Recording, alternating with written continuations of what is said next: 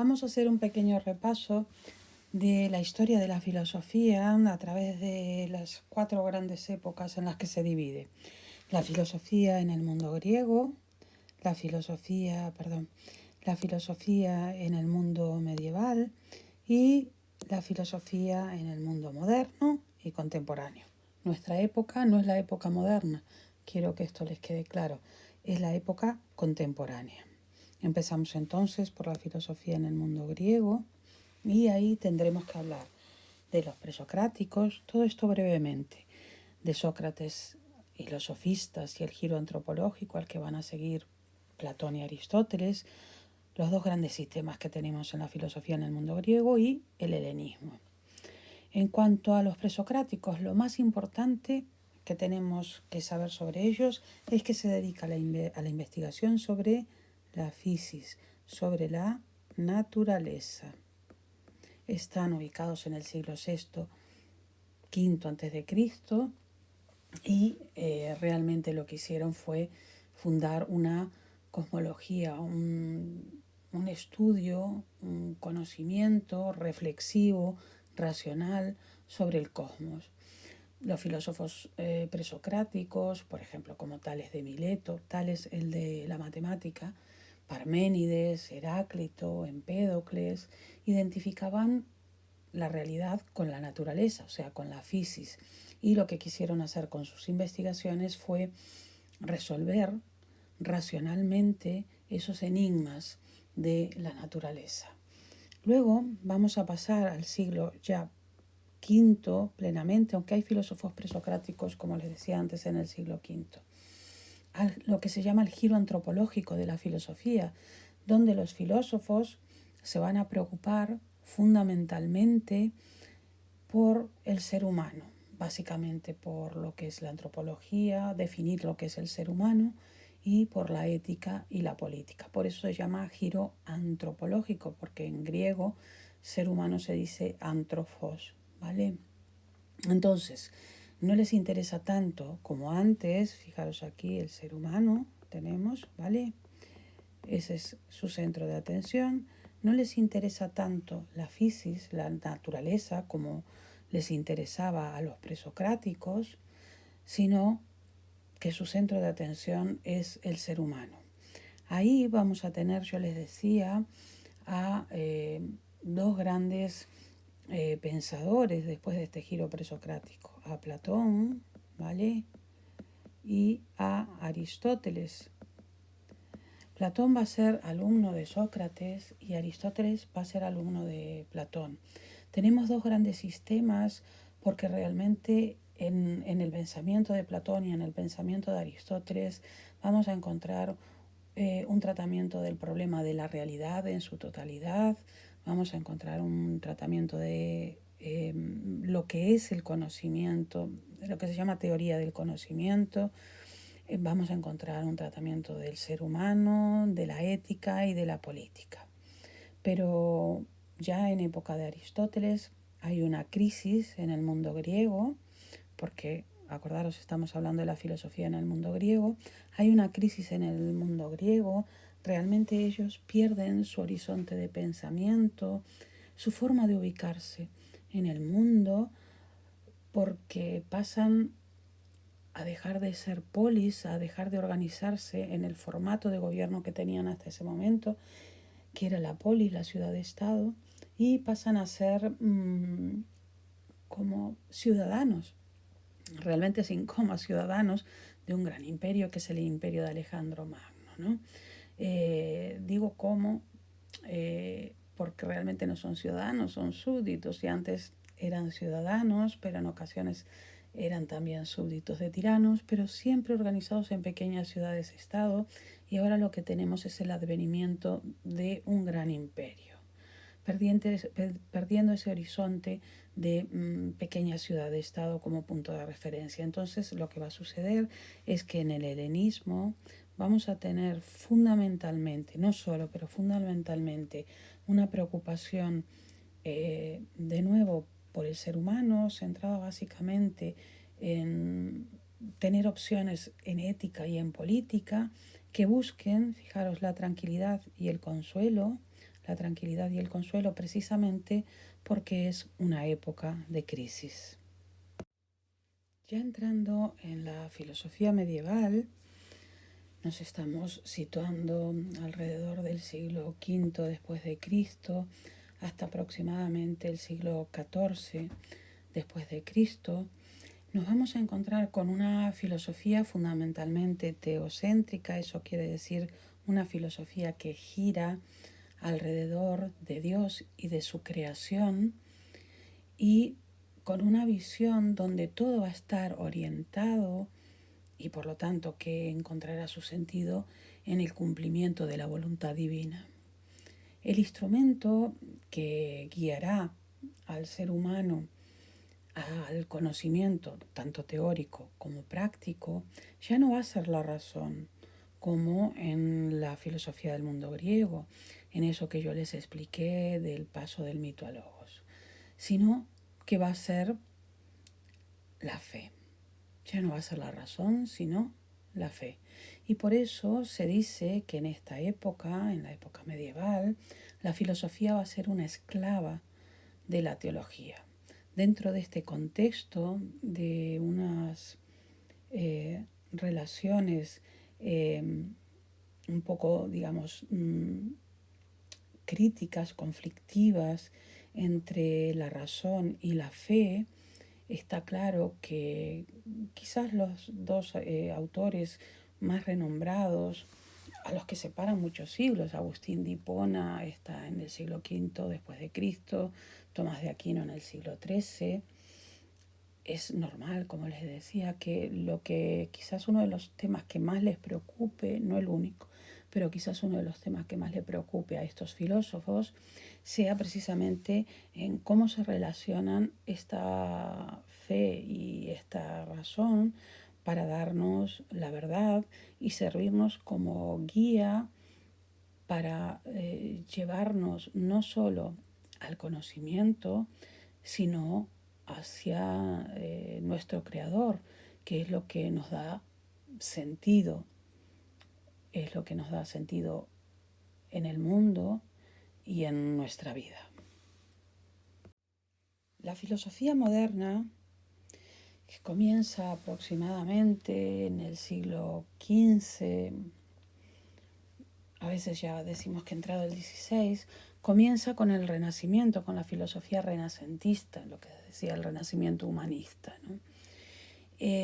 Comienza con una nueva forma de filosofar que pasa del teocentrismo de la época anterior, de la filosofía medieval, a un antropocentrismo, o sea, a que todo gire, no totalmente, ¿no? Porque aún digamos que el pensamiento religioso tiene muchísimo poder, pero a que todo empiece a girar alrededor nuevamente del ser humano, porque se recupera la confianza en el ser humano y en sus capacidades.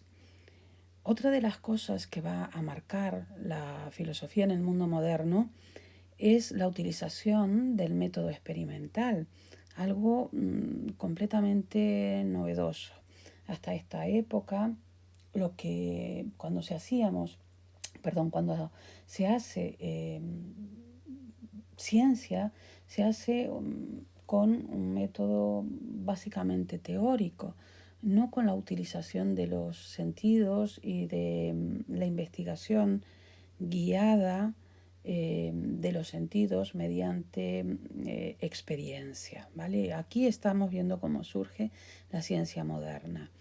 La física, que es la primera ciencia que se desgaja de la filosofía, que se separa de la filosofía, da un nuevo impulso a este modo de ver la realidad a través del modelo heliocentrista del universo, o sea que el universo gira en torno al Sol. Nosotros hoy sabemos que eso no es real, ¿no? Lo que gira en torno al Sol es nuestro sistema, ¿no?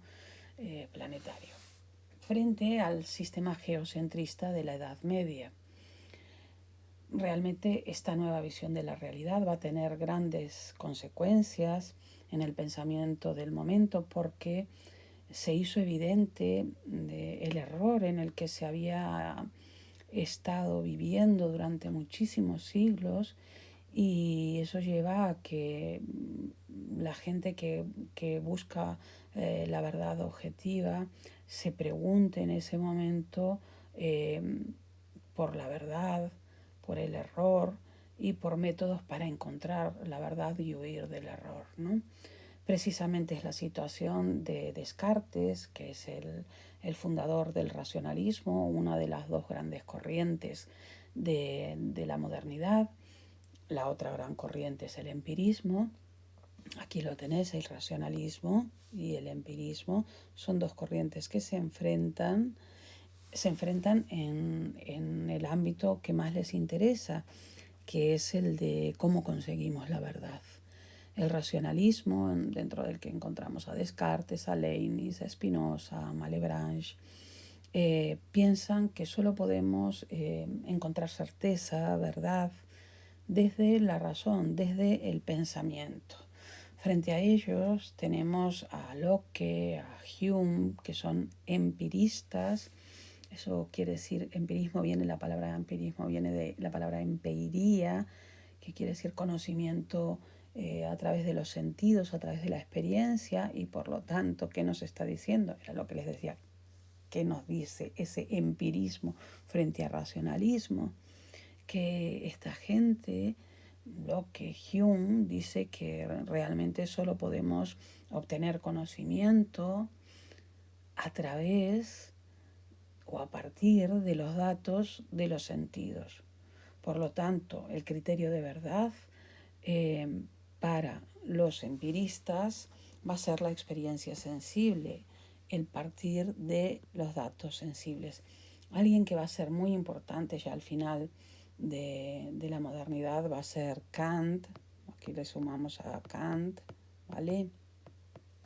Que realmente va a colocarse entre estas dos corrientes que estamos teniendo aquí, el racionalismo y el empirismo, y va a encontrar una nueva vía de aproximación a cómo conocemos, y va a descubrir que nosotros no podemos conocer la realidad tal como es, ni como dicen los racionalistas, ni como dicen los empiristas, sino que tal como es para nosotros.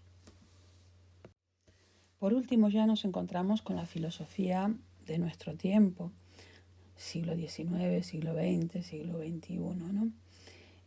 Nos encontramos con una filosofía básicamente fragmentada, en el sentido de que va a haber muchas corrientes, y así vamos a tener, por ejemplo, en el XIX vamos a tener el positivismo de Comte, que va a proponer que nos tenemos que atener a los hechos y a las leyes que relacionan estos hechos y estas leyes, o nos vamos a tener que encontrar con el materialismo histórico de Karl Marx, que defiende que la historia de la humanidad es la historia de la lucha de clases, y que esta lucha terminará con el triunfo del proletariado y la instauración del comunismo. Fijaros cómo se está hablando de diferentes cosas, se está filosofando sobre diferentes cosas, y nos están siguiendo unas grandísimas líneas, ¿no? Como hasta ahora. Mirad, por ejemplo, nos encontramos con el vitalismo de Nietzsche, que propone, aquí tenéis el vitalismo de Nietzsche, que propone que la vida es la única realidad valiosa, y por lo tanto la vida va a ser el centro de su reflexión filosófica. También la vida va a ser muy importante como centro de reflexión filosófica del racio-vitalismo de Ortega y Gasset en el 20. Yo os adelanto que va a haber, digamos, como leitmotivs, como temas que, sin llegar a ser corrientes grandes, van a ser tratados desde diferentes perspectivas en la filosofía contemporánea, ¿no? También en el siglo XIX, como una corriente muy, muy importante y que va a tener muchísima influencia en el siglo XX, nos encontramos con la fenomenología de Husserl, que intenta volver porque considera que nos hemos alejado, que intenta volver a las cosas en sí mismas y así romper con el aislamiento de la conciencia al que nos había llevado, al ensimismamiento en la conciencia y alejamiento, por tanto, de las cosas, al que nos había llevado el idealismo desde Kant, este filósofo del que hablamos aquí.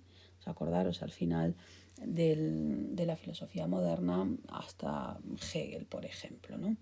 Ya en el siglo XX vamos a tener como corrientes filosóficas importantes a la filosofía analítica.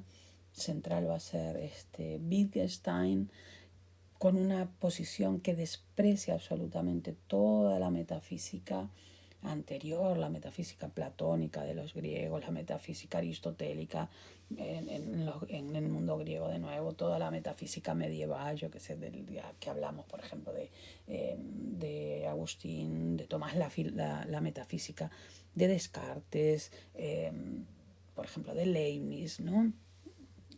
Incluso la reflexión que hace sobre la metafísica Kant. Wittgenstein realmente cree que hay que dejar la metafísica a un lado para investigar sobre la realidad, y lo que hace es, por eso se llama filosofía analítica esta corriente, es utilizar el análisis lógico, ¿vale?, para investigar sobre la realidad.